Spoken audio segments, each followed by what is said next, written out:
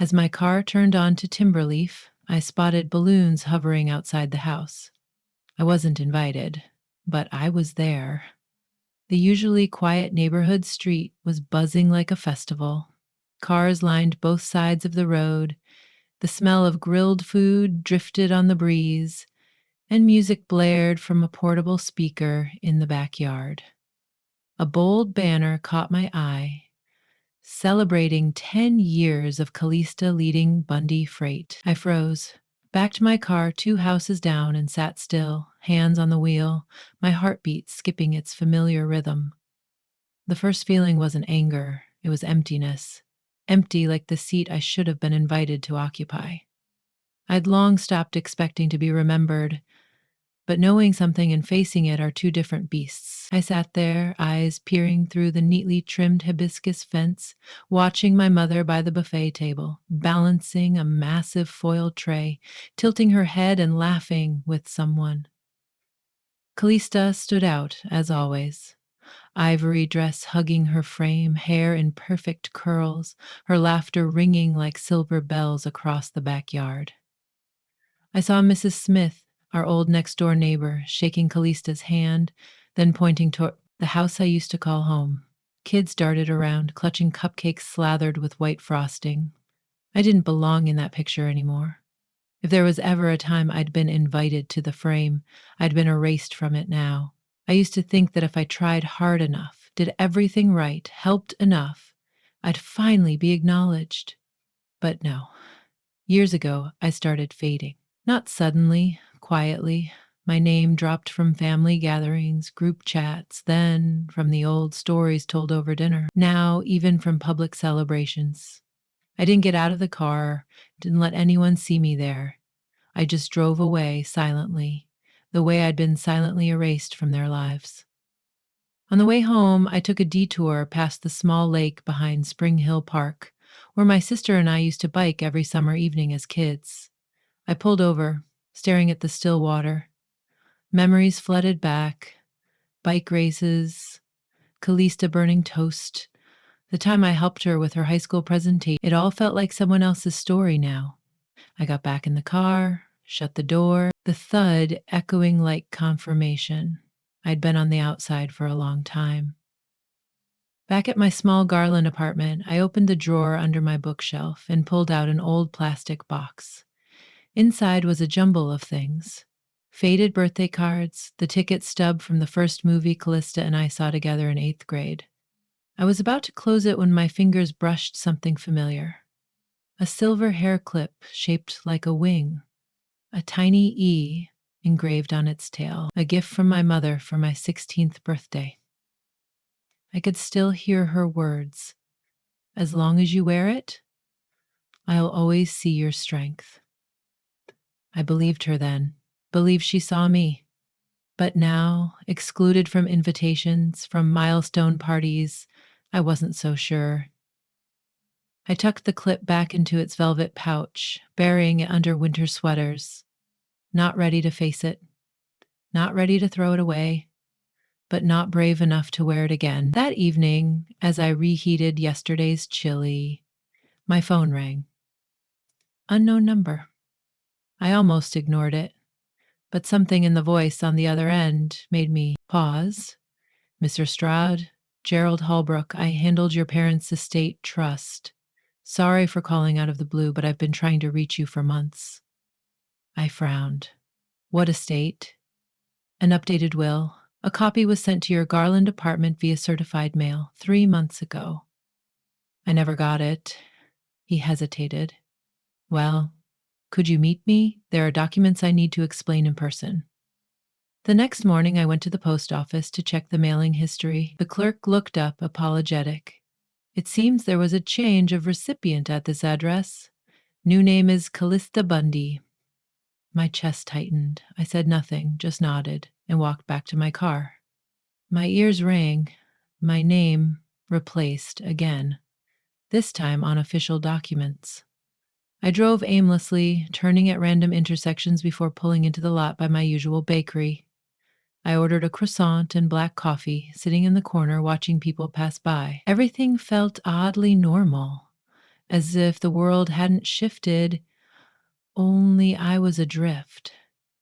On a table nearby, an abandoned magazine caught my eye, its cover showing a three-generation family grilling outdoors, with the headline, Family Ties Keeping the Love Alive. I gave a bitter laugh. Some ties, the harder you hold, the more they burn. By noon, I was at Halbrook's law office, a low red brick building with old school glass doors tucked among modern offices in downtown Garland.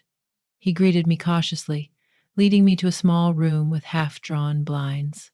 A neatly bound stack of documents sat on the table. "I need to be clear," he began. "What you're about to see is legal. Your parents signed it, fully notarized. All assets, house, land, company shares, have been transferred to Callista." I nodded, forcing calm. "Was I named in the old version?" "Yes, you were co-heir. And actually—" He stood, opened a wall safe behind a painting, and pulled out a cream-colored envelope sealed with gold wax. "This was submitted before the new update, delivered by your parents themselves." I opened it. Inside was a notarized copy of the original will, stating clearly that I, Avnia K. Straude, was a co-owner of the assets, alongside Callista. All the signatures were there, my mother's, my father's, and a handwritten note from Halbrook. "Copy reserved for Vanya." I didn't cry, no tears left. My hands just felt cold, shaking cold. Halbrook spoke softly, as if afraid to shatter the moment. "I believe Callista picked up the mail when you weren't there. She said she'd deliver it to you." I nodded, suddenly exhausted. Back home, I sank onto the couch, still clutching the old will. My hand tightened, not in anger, in realization. This wasn't random, not a mistake. It was a deliberate, quiet process of pushing me to the margins. No apology, no reason, no place. For the first time in years, I cried, not sobbing, just silent tears, like letting a piece of memory slip from my chest. In the middle of the night, I rummaged through my drawer, pulling out financial files. I'd paid off my parents' second mortgage after the financial crisis. Over $90,000 sewer cents. I'd covered roof repairs, sewer bills, the 2020 property taxes they couldn't afford. Never mentioned, never acknowledged. Just family favors. Now, I wasn't sure I'd ever been part of that family. I opened my laptop, logged into the Dallas County Property Records portal, and searched the old house, then the family's commercial assets. The screen displayed a clear, cold line. Legal owner, Callista L. Bundy. I tapped the table lightly. The night wind whistled outside. Inside me, another sound stirred, not a cry for justice. A stillness, clear, firm, sharp. I stood, walking to the bookshelf where I kept old work files. On the top shelf was a dusty family photo album. I pulled it down, flipping through Callista's graduation, my parents' wedding, my 5th birthday, where I stood at the edge, half hidden by someone's shadow. My memories were always like that, blurry, off-center, a quiet ghost. I grabbed paper and a pen, writing line by line. Money I'd paid, receipts I'd kept, properties I'd temporarily co-signed to help with loans. Each word reclaimed a piece of truth, not to use yet, but to hold for myself, a version of me, unerased, undistorted. Before bed, I stepped onto the balcony, gazing at Garland's night sky. Not many stars, but a peaceful void. I took a deep breath. Everything that happened could have broken me if I'd let it, but I hadn't. I was standing here, and from that moment, I knew I wouldn't back down again. I went inside, locked the door, drew the curtains, only the clock's ticking remained, and me, with the old will beside me, sitting down to write 3 simple words in a long-forgotten notebook. I am still here. Not a declaration to the world, just a reminder for someone forgotten too long. The next morning, sunlight streamed through the living room curtains, as if deliberately nudging me awake earlier than usual. I was still slumped on the sofa, my back aching from fitful sleep. The old will sat on the table next to a cup of cold water. I reached for the document, studying my parents' signatures again. Each stroke felt like a cut into the things I once believed were unshakable. I brewed coffee, adding more cream than usual. My mind wasn't fully awake, but my heart had already snapped out of its waiting mode. I was done waiting for explanations. I wanted the truth. I needed to see everything they'd hidden behind my back. I sat at my computer and reopened Dallas County's public records portal. Property records, transfers, every detail. This time, I didn't just search for the old house address. I typed in Callista's name. The results stole my breath. 3 properties in Callista's name within the last 6 months. A house in Plano, my parents' home, a commercial lot in Garland, the family company's office, and a lakeside plot at Cedar Ridge, the vacation home that once belonged to my grandparents. I zoomed in on the records.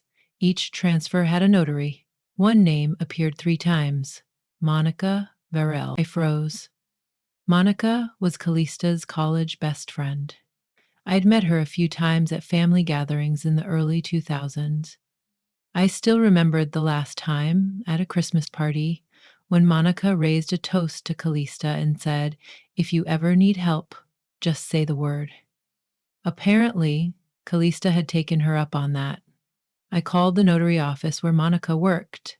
Unsurprisingly, the receptionist said she was on maternity leave. I left a message, not expecting a reply, and then Googled Monica Varel Notary Registry, Texas. The results loaded quickly. She was a licensed notary, authorized statewide, but what caught my eye was the most recent notarized document, a family property transfer. Signed the same week my father was hospitalized for a minor stroke. I remembered that day vividly. I was the one who took him to the ER, waiting 6 hours. How could he have signed papers that day? I checked old texts with my mother. Sure enough, I'd sent her a photo of his prescription and written, "Doctor says he needs 48 hours of monitoring." I sighed, propping my chin on my hand as I stared at the screen.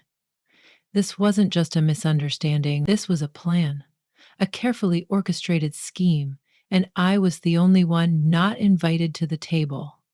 I closed the laptop, grabbed my phone, and opened the notebook I'd marked up. Next step, find someone to verify the signatures. I called Sharon, an old friend who worked as a court clerk and had once helped me identify notarized documents for a client's case. She agreed to meet me tomorrow afternoon. I nodded, jotted down the appointment, and felt a small weight lift. That afternoon, I stopped by the local farmer's market. I didn't need much, just wanted to hear people laughing, see colors and sounds unrelated to my pain. I bought a bunch of lavender, a reminder that something beautiful and gentle still existed alongside everything else. Back home, I sat at my desk and pulled out the printouts from my lawyer Halbrook from yesterday. I started highlighting every red flag. Inconsistent signatures, mismatched dates, documents missing reference numbers. I stuck post-its on each issue, feeling like I was piecing together a case where I was the victim. My phone buzzed. A text from an unknown number. "Don't make a big deal out of this. You know family is still family." I didn't need to guess who it was. That patronizing tone could only be Callista's. I didn't reply. I screenshot it, saved it, and cleared it from my main screen. I wouldn't let her sugary threats haunt me again. That night, I did something I'd never considered.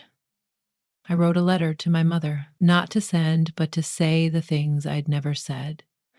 I wrote about waiting for her at parent-teacher conferences she never attended, about working 3 jobs in college to pay tuition while no one checked in, about choosing to stay in Garland, turning down a job offer in New York just to be close to family, only for no one to notice. The paper was smudged with ink when I paused mid sentence. I folded the letter, tucked it into an envelope, and placed it in the second drawer, a way to seal away words I couldn't yet speak aloud. Before bed, I reviewed the document copies one last time. I created a new folder on my computer, named it Inheritance Integrity. I uploaded all the scans, organizing them into groups: old will, new will, memos, property history. I added a photo of the silver hairpin, a picture of my mother and me when I was 3, and the birthday card she'd handwritten 2 years ago. Evie, I know you've had it tough, but family is family. I love you. Those words now felt like a lump in my throat. I shut down the computer. As I lay my head on the pillow, I didn't hope for sleep. I just hoped I'd wake up clear-headed enough not to doubt my own pain. Because the worst thing wasn't being cut out of a will, it was being convinced I'd never deserved to be in it. I lay still in the dark, then reached to turn on the small bedside lamp. Instead of trying to sleep, I grabbed my notebook and jotted down next steps. Hire a handwriting analyst. Ask the lawyer about the legality of proxy signatures. Check for witnesses listed in the records. The more I wrote, the more a part of me woke up. Not out of anger, but from the survival instinct of someone reclaiming their voice. The next morning, when Sharon ushered me into her small office on the 3rd floor of the old courthouse, I brought all the documents and signature copies. Sharon was the type who didn't talk much, but was thorough. She examined each page, nodding slightly.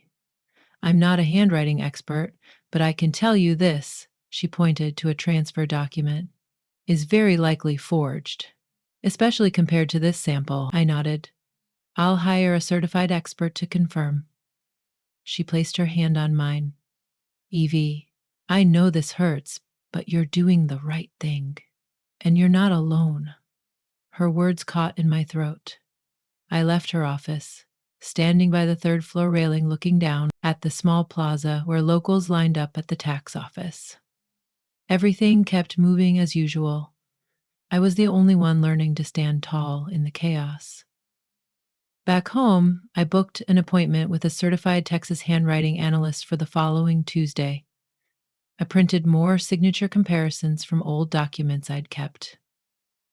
A handwritten letter from my father, a 2018 health insurance form, and last year's birthday card. I laminated them, numbered them, and noted their origins. That evening, I got an email from Halbrook. I found a backup copy of the original will from 10 years ago. There's a special clause you need to see.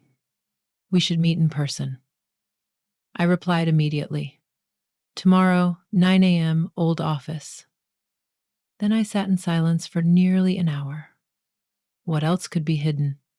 How many layers of truth had I been kept from, simply because I wasn't seen as truly part of the family? Before bed, I took the letter to my mother from the drawer and placed it on the table, unsealed. I looked at the opening line, my hand trembling slightly, but I didn't tear it up. It wasn't about blame anymore, it was just the truth, and the truth didn't need an apology. The next morning, I arrived at Halbrook's office on time. He greeted me with an expression stranger than usual, part pity, part gravity. We sat in a small meeting room, dim light filtering through brown blinds. He placed a hard-covered file on the table. This is the original will your father left. It takes effect if he's incapacitated by illness or shows signs of financial manipulation. I opened it and read the first line. Sole heir in emergency circumstances, Vanya K. Straub, as designated by Ronald C. Bundy. I was speechless. You're the only one with veto power in certain situations. If you can prove the signatures on the transfer documents are forged or invalid, the inheritance could be reversed. I clutched the file, my heart pounding. Not because I felt victorious, but because for the first time in years I felt seen. My father had seen me. And that, even if late, was a spark. On the drive home, I stopped at the old bakery where my mother and I used to have breakfast every Sunday. I ordered a croissant and a black coffee. The taste was the same, but the space wasn't. I sat there for nearly an hour, writing a letter, this time to myself. Evie, don't let yourself disappear just because others tried to forget you. Remind them you're still here, with the truth, with evidence, and with resilience. I folded the letter and tucked it into my wallet. As I left the shop, I saw sunlight glinting through the glass door like a small promise that one day every truth would come to light. Sunday morning, before the sun was harsh enough to burn away the thin layer of fog on my window, I got a text from Callista. Brunch at Stone Cafe. Mom wants all three of us there. Don't make a scene. I reread the last part. Don't make a scene? A reminder, a warning, or a command dressed in polite wrapping. I didn't reply right away. I sat on the couch, holding a cold coffee mug, staring through the clear glass at the empty yard. Everything seemed calm, but inside me a storm was churning, wave after wave. I spent over an hour thinking, not about whether to go. I'd decided that the moment I read the first line.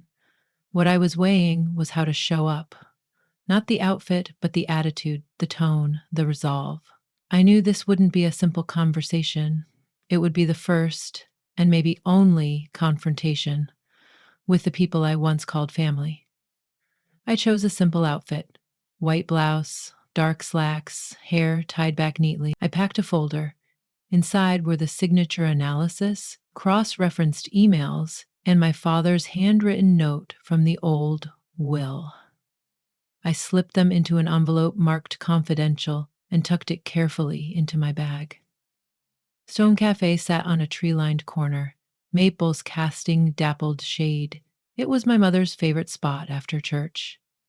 She loved cafes with natural light and mint tea. I arrived 15 minutes early, picking a corner table with a view of the entire place. The waiter recognized me, nodding with a smile, but I didn't smile back. I was holding my composure like a knife in my hand. My mother arrived first, wearing a coral cardigan and a pale pink silk scarf. She sat down, quietly ordering her usual tea. She didn't ask about my health, my job, or anything. Just sighed softly as if my presence was a compromise she had to endure. Callista showed up 10 minutes late, polished as ever, lips painted deep red, an expensive leather bag dangling from her shoulder. She pulled out a chair, set her phone on the table like she was claiming territory. "Shall we order?" she said with a faint smile. The meal unfolded in a haze of pretense. Mom asked about Dad. He was at the workshop, as he always was on Sundays. Callista talked about charity events and an upcoming conference. I sat quietly, nodding when expected. No one mentioned the will. No one mentioned the asset transfers. No one mentioned how I'd been erased as if I'd never existed, until I set my orange juice glass down and looked at both of them. "I've read the old will and the emergency clause." The words landed like a stone in a still pond. My mother set her teacup down, eyes fixed on the thin foam in her cup. "Evie, I think you're letting emotions get the better of you. This doesn't need to be blown out of proportion. This didn't start with me. It started with forgery, with me being cut out without a single explanation." Callista crossed her arms. "You always overreact. Don't turn yourself into a victim in a family you've always distanced yourself from. Everyone knows you isolated yourself." I laughed, soft, bitter. Isolated myself? Or was I pushed out? Did anyone ever ask why I stopped coming? Or did you all get so used to my absence you stopped caring? I opened my bag, pulled out the envelope, and placed it on the table. This is the signature analysis. The person who signed the transfer wasn't Dad. And this, I slid out a notarized copy. Is proof Monica wasn't the notary that day. Someone else signed for her. My mother shook her head, lips pressed tight. Callista stayed silent, but her eyes lost their icy edge. I looked straight at them. If you won't tell the truth, the law will. I'm not here to beg for my place back. I'm here to say I'll start legal proceedings if I have to. I stood, not waiting for a response. My mother didn't call out. Callista didn't stop me. I walked away, back straight, hand lightly gripping my bag's strap, feeling each step resonate on the wooden floor. I didn't go home right away. I stopped by the park nearby, at the small lake where my father used to take me fishing when I was 8. As I reached the water's edge, I heard clear, childish laughter from behind a cluster of wild daisies. A boy, maybe 4 or 5, was trying to launch a paper boat, while a man, likely his father, knelt to help untangle a folded edge. They spoke softly, almost whispering, but the way the father rested a hand on his son's shoulder, the way the boy looked up at him, it was as if the world held only the two of them. I stood still, not daring to interrupt. I remembered a summer afternoon when my father folded a boat for me from old newspaper. It wobbled across the water, and I laughed with delight. He said, "If it sinks, we'll make another. But what matters is you were brave enough to set it afloat." I don't recall if my mother was there, but I remember looking at him like he was my only anchor in the world. The scene before me pulled me back to reality. The father and son had left, their paper boat bobbing on the water. I stepped closer, sitting on an old stone bench. The air was still. The lake reflected the sunset sky. A soft golden light, not blinding, but warm enough to ease the ache in my chest. I sat there, watching the ripples, recalling my father's words, "And the roads who wait are never left behind." But he let someone sign his name without a word. Late afternoon, I drove home slowly. For a moment, turning onto the familiar road to my neighborhood, I considered driving straight, circling the city to stretch out that rare calm. But then I thought of everything I'd done so far. It couldn't just be about delaying anymore.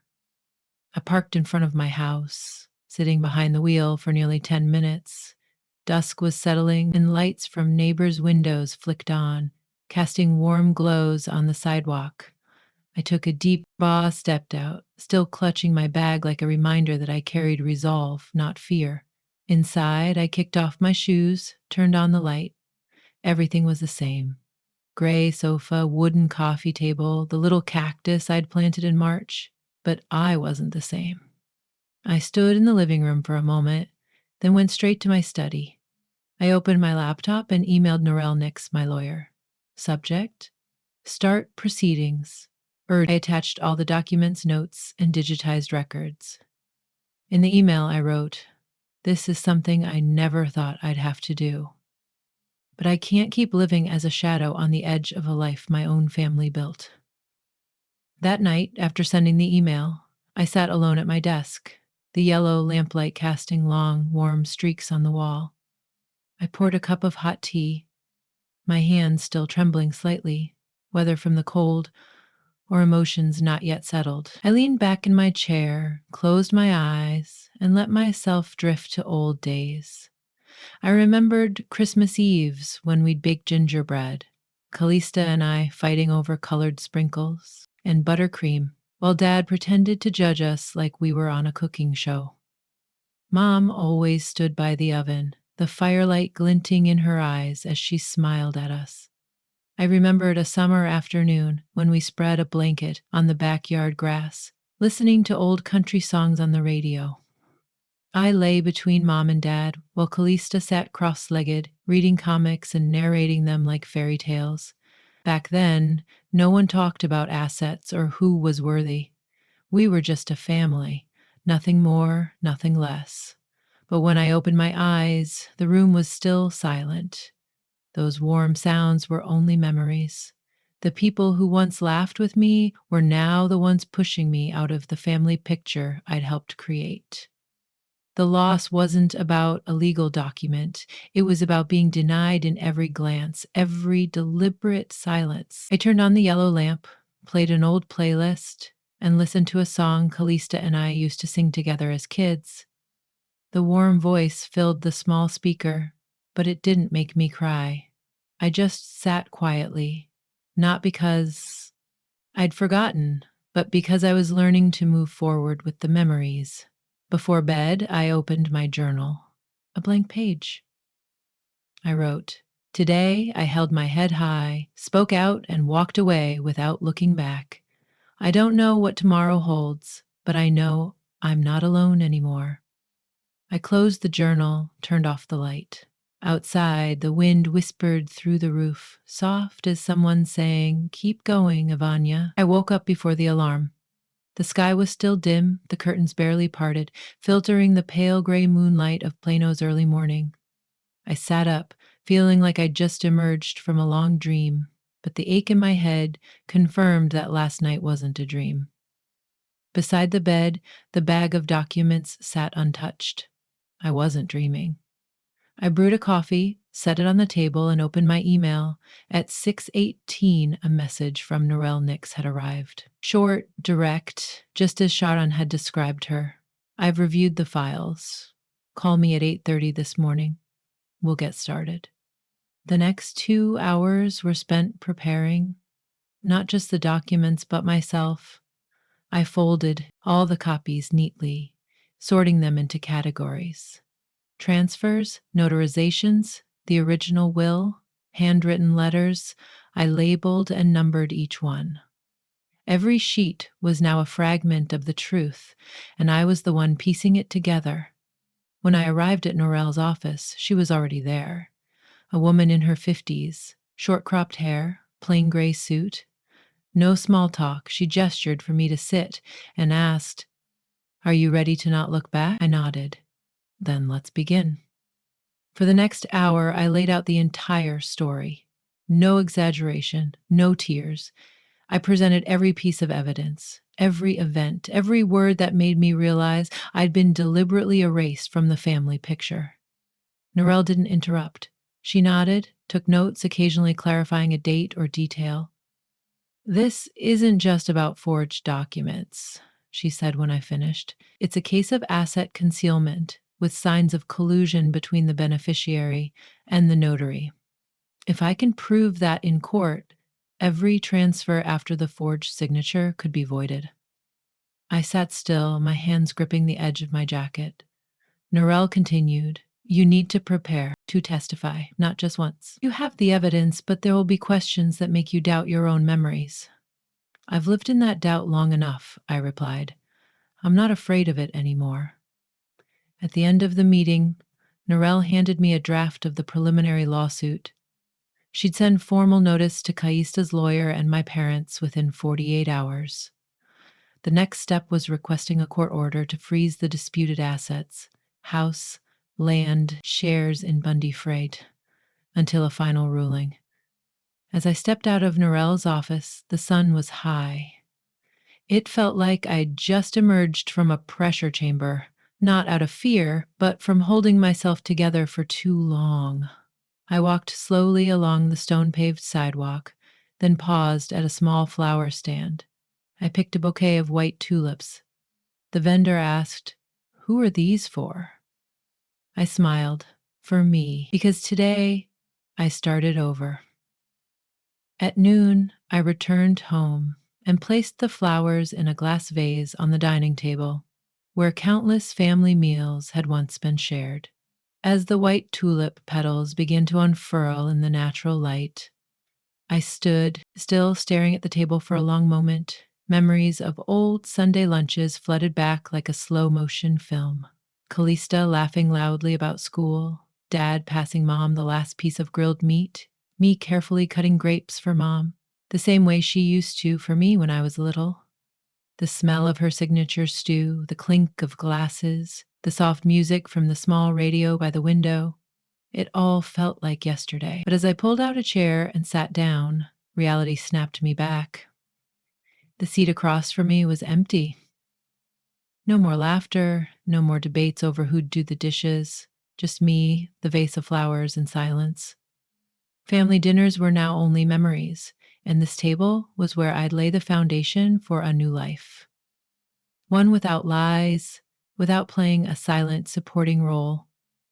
Alone, but no longer the one left behind. Now it stood for something new: autonomy, courage, and survival after pain.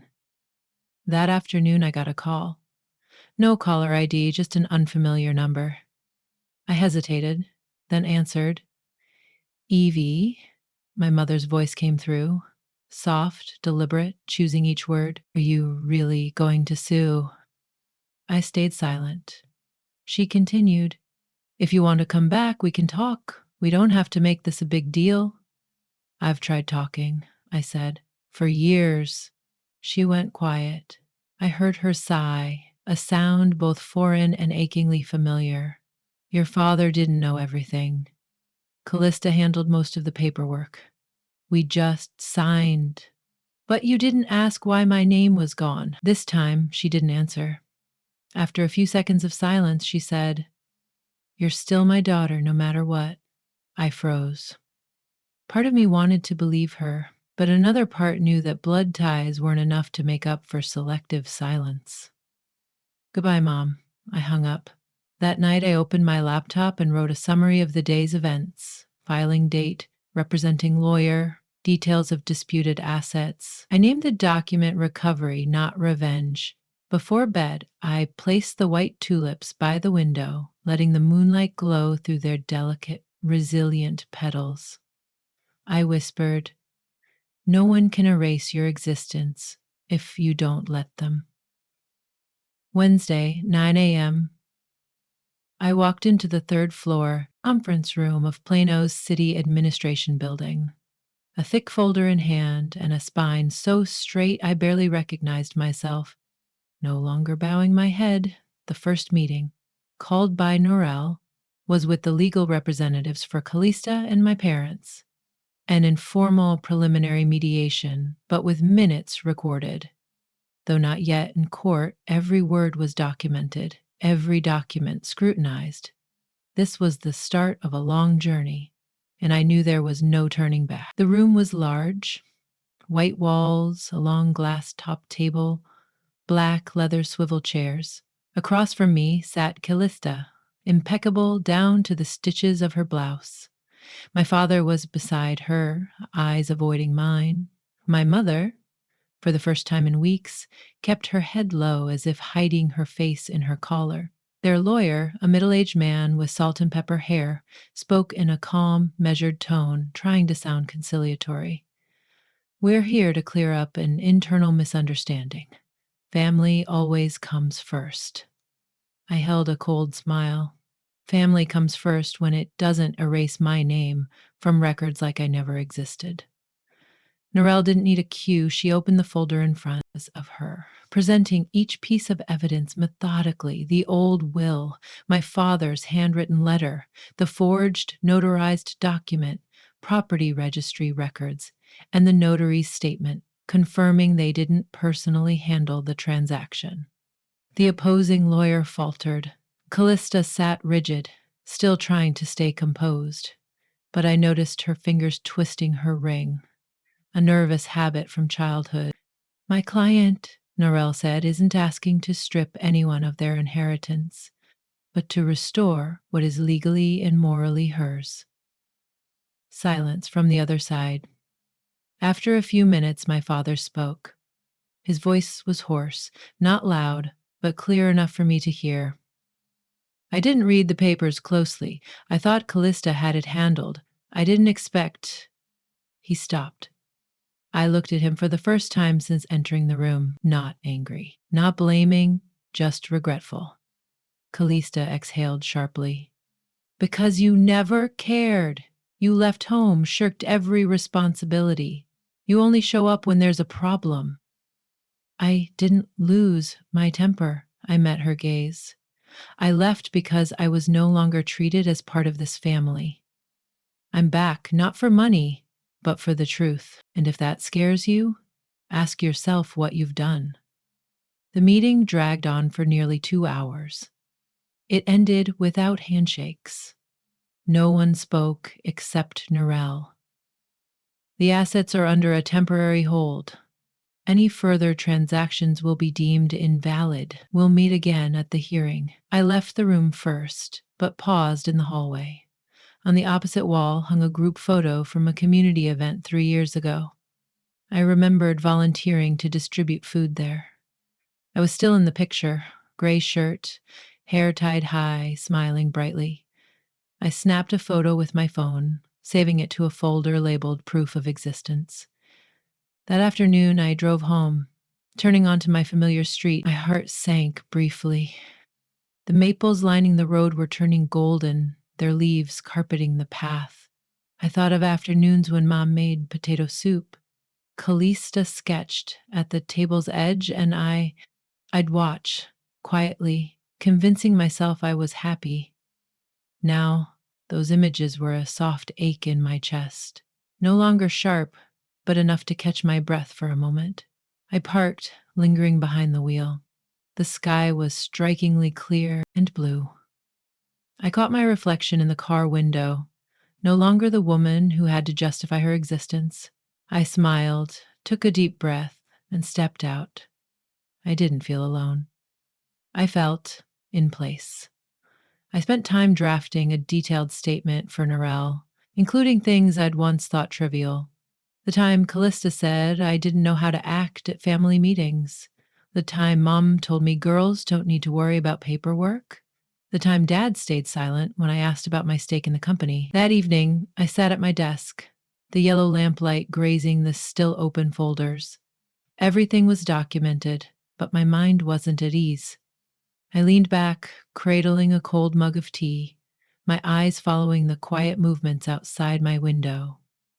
Streetlights flickered on, cars glided by. Life went on as if nothing had happened. I wondered, did Dad ever think he'd have to face the truth? Did Mom feel regret? Did Callista, in some quiet moment, feel empty? My phone chimed softly. A new message. It was from Aunt Alice. I heard what's happening. If you need my testimony about what your father said at your birthday that year, I remember it clearly. I'm on your side. I typed back, "Thank you, Aunt Alice. I think I'm getting to a point where I won't have to stand alone anymore." I wandered through the house, placing the hallway photo on my table, not to dwell on a past moment, but to remind myself I was there, I contributed, I existed. No matter how they tried to ignore it, I was an indelible part of this story. Before bed, I stood by the window for a long time. Outside, the night breeze rustled the trees, gently stirring their leaves. Inside me was a tangle of emotions, relief, turmoil, anger, and love.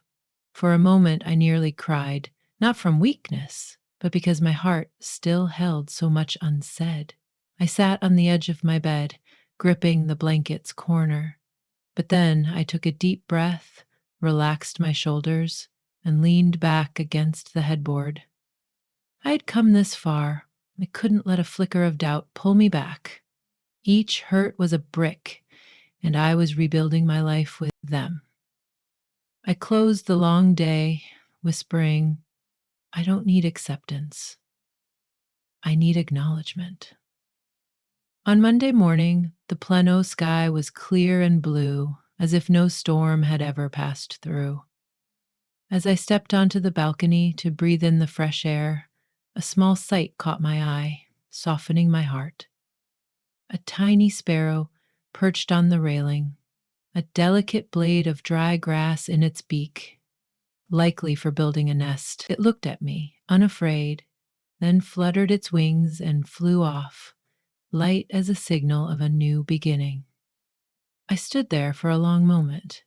Something about that image steadied me. A small omen, but enough to assure me that today I wasn't alone, that this journey, however grueling, was on the right path. I woke before the alarm. Today was the first hearing, a milestone I once thought I'd never have the courage to face. But now, as I looked in the mirror, I saw a woman strangely calm, no longer the forgotten daughter, no longer a side character in her own life. I chose a simple gray moon suit, hair tied back neatly, free of heavy makeup, everything just right, to show respect and to remind myself I wasn't here to beg, I was here to establish the truth. On the way to the courthouse, Narelle called. Her voice was steady and firm. Today's not about winning, just clarity. Are you ready? I'm ready, I replied. The Collin County Courthouse sat on a tree-lined street, its front lawn meticulously trimmed. I walked through the large glass doors, feeling like I was stepping onto a stage, but this time I held the script. In the courtroom, Callista sat across from me, dressed in a pristine white blazer, her hair lightly curled, poised as ever. My parents flanked her, avoiding my gaze, though my mother's eyes trembled when they briefly met mine. The hearing began. Before the judge lay a thick file divided into 3 parts: my evidence, Callista's response, and documents tied to the Bundy family assets. Narelle opened by outlining the request to freeze the assets, the irregularities in the transfer process, and the questionable connection between Callista and the notary. Callista spoke, her voice less steady than usual. I didn't mean any harm. Just thought Avanya didn't want to be involved with the family anymore. She always kept her distance. I stood. My words came without a tremor. Distance wasn't a choice. It was a consequence. When I was excluded from every dinner, every meeting, every invitation, distance was all I had left. But today, I'm not here to complain. I'm here to reclaim the presence they deliberately erased. The judge nodded, then moved to the examination of the signatures on the transfer documents. A handwriting analyst was called to testify. He confirmed the signatures on the records do not match verified samples from Ronald Bundy. The room fell silent. My father turned to Callista, his eyes, for the first time, laced with doubt.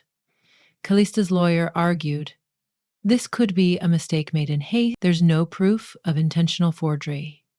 But then Narelle called a second witness, a bank employee who had handled a family loan 3 years ago, confirming that I was a named guarantor on part of the mortgage contract, with a fully verified signature, contradicting Callista's claim that I had no involvement. Piece by piece, buried memories, documents, and hidden traces were brought to light. The judge issued a temporary ruling. All asset transfers involving Callista over the past 2 years were suspended pending further investigation. A broader inquiry would follow. Most crucially, the veto power from the original will, signed and notarized by both my parents, was temporarily reinstated while the case proceeded. The hearing adjourned. I stepped out of the courtroom, standing in the long hallway as sunlight slanted through the large glass windows. That afternoon, instead of heading straight home, I drove along roads tied to old memories. I passed the small church where we used to attend Christmas services. The red-tiled roof still there, the sign freshly painted, but the worn stone steps unchanged. I stopped in front of the old ice cream shop by the Central Park, where Dad used to take Callista and me after music lessons. The shop still had the same white round tables and wrought iron chairs shaped like hearts. I didn't go in, just sat in the car, looking through the window. In my memory, Callista always snatched my favorite strawberry ice cream, and Mom would say, "Let your sister have it, it's no big deal." I used to think that was love. Now I knew that giving too much could mean losing everything. I drove on to the street where my grandmother once lived. The little house had new owners, painted pale blue, but the persimmon tree in the front yard still stood, its branches casting shadows over the familiar white fence. I lingered for a few minutes, then turned the car around, carrying an unnamed bittersweetness. Each place I visited was like a puzzle piece, both familiar and foreign, and I realized I wasn't there to reclaim what was lost. I just needed to look back one last time with eyes that now knew my own worth. My shoulders sagged with exhaustion, but my heart felt lighter. I had spoken my truth. I had made them and myself listen. On the way home, I stopped at an old bookstore, not to buy anything, just to soak in the quiet. Among the wooden shelves, I found an unused leather bound journal on a small iron rack. I picked it up and decided to buy it. It was time to write things down, not for legal files, but for me. That evening, after a light dinner, I sat alone in the living room, the desk lamp casting a warm glow on one wall. I brewed a cup of peppermint tea, its soothing scent calming my heart, though my mind still raced. Images from the hearing replayed, Callista's eyes under scrutiny, my mother's trembling voice unable to defend her, and me standing up, saying what I once thought would stay buried. I felt conflicted, proud, exhausted, heartbroken. At times, I wondered, would this cost me my family forever? I sat by the window, opened the new journal, and wrote the first line. The day I walked out of the courthouse with my head held high, not for revenge, but to return to myself. As I sat, lost in those tangled thoughts, my phone buzzed. A new message from Sharon, my old colleague who had seen me through the tough early days of living alone. Saw the news. Proud of you. If you need a crew to cheer you on at the next hearing, just say the word. The message was like a warm thread pulling me back to reality, full of care and solidarity.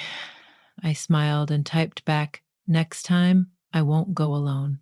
I looked toward the streetlight glowing through the thin white curtains. For the first time in months, my heart didn't feel heavy. I whispered, I wasn't erased. I was just rewritten. A few days later, the final ruling was announced. The court confirmed that all asset transactions conducted under Callista's name over the past 2 years were invalid due to evidence of fraud and legal discrepancy. My co-inheritance rights were officially restored, in line with the original will, duly signed and notarized by my parents. All assets would be redistributed under the supervision of an independent authority. I received the news while sitting at the small coffee shop near my house, where I often wrote in my journal. I didn't cheer, I didn't cry. I just let out a long, deep breath, as if I'd been holding it for too long, and now finally I could breathe again with my own lungs. I looked around.